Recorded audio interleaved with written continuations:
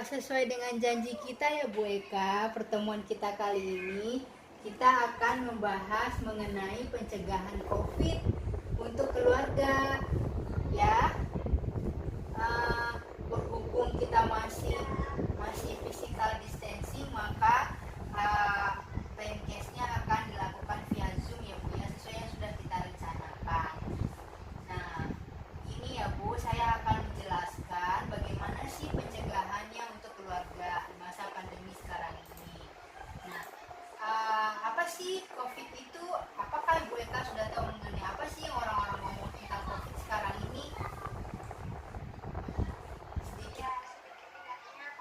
Oh iya ya, kan itu lagi booming ya Bu ya. COVID itu sendiri ya Bu, kita udah tahu adalah berasal apa penyebabnya itu disebabkan karena virus corona. Namanya virusnya seperti mahkota berkorona seperti kayak gini gambarnya, Bu bisa lihat ya.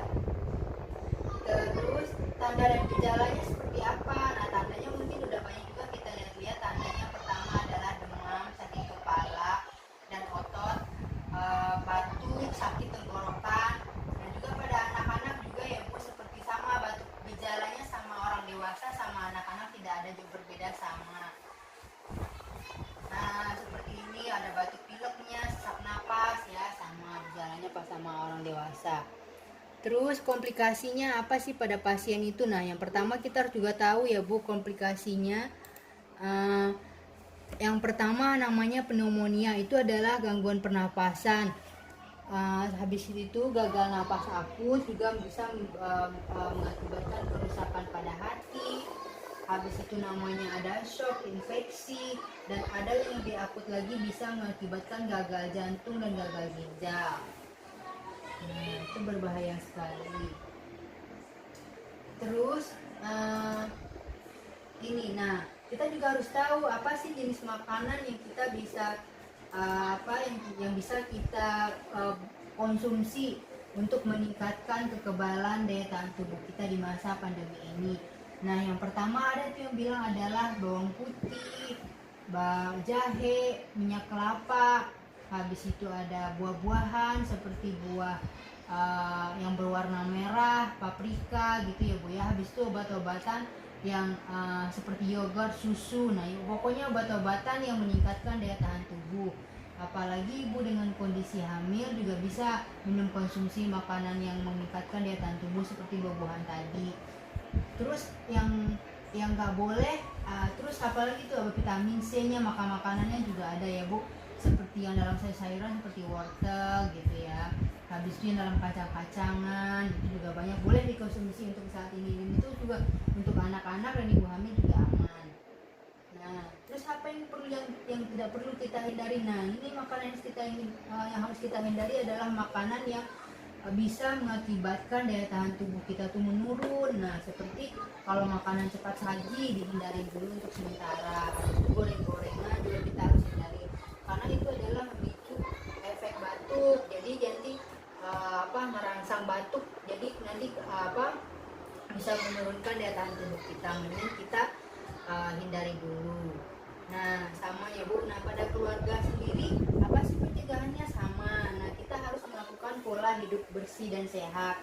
Nah, seperti yang udah sering kita lihat di mana-mana sekarang itu disarankan untuk cara mencuci tangan pakai sabun dengan air mengalir. Nah, mungkin Ibu sendiri juga udah sering melakukan mencuci tangan pakai sabun, tapi caranya yang benar saya harus kasih tahu. Caranya yang benar adalah seperti ini ya Bu.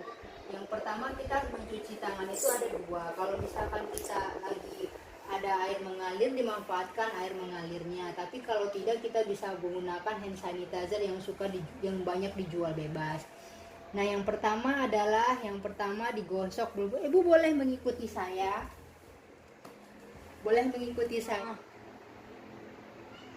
Jadi cara mencuci tangan seperti yang sudah saya ajarkan tadi ya Bu. Caranya adalah yang pertama kita ambil sabun, terus diputar punggung tangan, sela-sela jari, buku-buku jari, jempol kedua-duanya, dan akhirnya di ujung-ujung jari.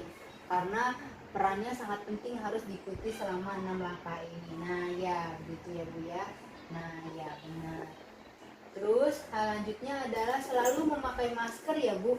Jadi kalau kita tuh harus selalu memakai masker kemanapun kita pergi kalau keluar rumah sekarang ini. Karena kita nggak tahu orang-orang yang di luar itu bagaimana, apakah dia sebagai orang yang OTG, apakah dia memang positif. Nah, apalagi dengan Ibu PK yang sekarang lagi hamil dengan HB-nya yang di bawah normal. Nah, itu sangat sangat khawatir sekali. Jadi seperti anak-anak kecil juga harus pakaikan masker. Ya, maskernya kan ada dua sekarang yang dijual, ada masker kain dan ada masker yang bedah. Nah, kalau misalkan yang masker kain boleh dipakainya cuma 4 jam Bu. Jadi kita tuh harus diganti setiap 4 jam sekali. Nah, kalau masker bedah itu 8 jam. Jadi kalau misalkan kita pergi keluar, kita tuh harus membawa bekal masker dan plastik supaya nanti dia diganti gitu ya. Nah, cara pakai maskernya juga sama ya Bu Eka. Jadi maskernya masker bedah itu seperti ini ya. Jadi cara pakainya yang pertama adalah kita kaitkan ke muka, selalu memegang ujung ininya, ujung talinya. Talinya dipegang, dipasangin ke telinga. Nah, sela-sela ininya diratain. Nah, gitu ya. Diratain sampai maskernya ketutupan. Nah, setelah itu biarin maskernya sampai nanti kalau misalkan sudah basah atau sudah kering kita lepasinnya juga pakai yang ini, talinya yang ini yang harus kita lepas, langsung dibuang. Jangan megang yang depannya ya Bu, karena depannya itu udah ada kuman-kumannya. Terus juga itu cara pakai masker. Kemudian adalah etika batuk. Nah, batuk dan bersin juga kita harus pakai tisu. Bagaimana tisu harus dilipat, habis itu ke batuk, kalau batuk ditutup wajahnya dan langsung dibuang. Nah, habis itu baru cuci tangan. Nah, kalau misalkan jangan batuk tanpa ada alas di tangan ya. Kalau tidak seperti itu, kita batuknya dengan pakai siku seperti ini. Kalau sedang pakai masker bagaimana?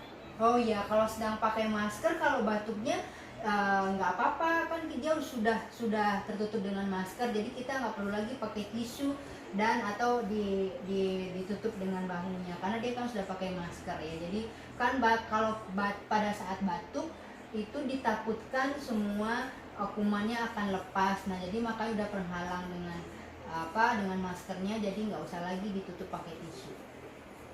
Gitu ya Bu Eka. Terus juga jaga jarak. Nah, karena kan kondisi kita harus jaga jarak minimal 1 meter. Sekarang kita harus jaga jarak ya. Jadi anak-anak juga harus dibilangin nggak boleh bermain terlalu dekat sama teman-temannya. Kita harus tetap jaga jarak. Terus lindungin ibu hamil dari COVID sama ya Bu, jaga mengkonsumsi makanan yang bagus dan berseimbang. Tetap minum tablet. Nah, tablet penambah darah sesuai dosis tuh Bu. Jadi Bu harus tetap minum obat tablet penambah darahnya. Ada nggak Bu obat penambah darahnya Bu dari dokter? Ada. Oh, ada ya. Itu juga nggak apa-apa diminum ya.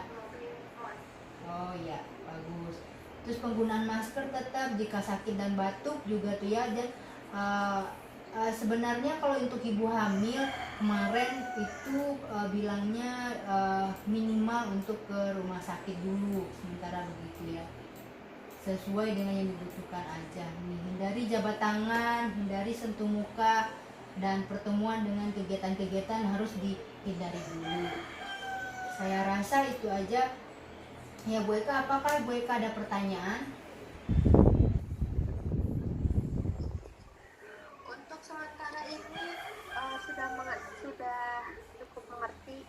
Oh, sudah mengerti. Oh, baiklah Bu Eka. Nah, pertemuan berikutnya kita nanti akan membahas mengenai bagaimana sih lingkungan lingkungan yang aman untuk yang pada zaman COVID sekarang ini, dan bagaimana cara ibu nanti memilih vaskes kesehatan kalau misalkan terjadi kepentingan untuk ke rumah sakit, ibu pergi kemana gitu. Nanti untuk pertemuan selanjutnya kita akan membahas itu ya Bu. Iya. Nah, mungkin 1 atau 2 hari ke depan ya Bu Eka ya. Nggak ada pertanyaan ya Bu?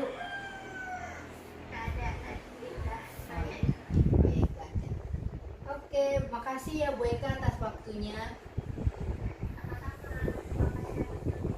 Ya, sehat selalu.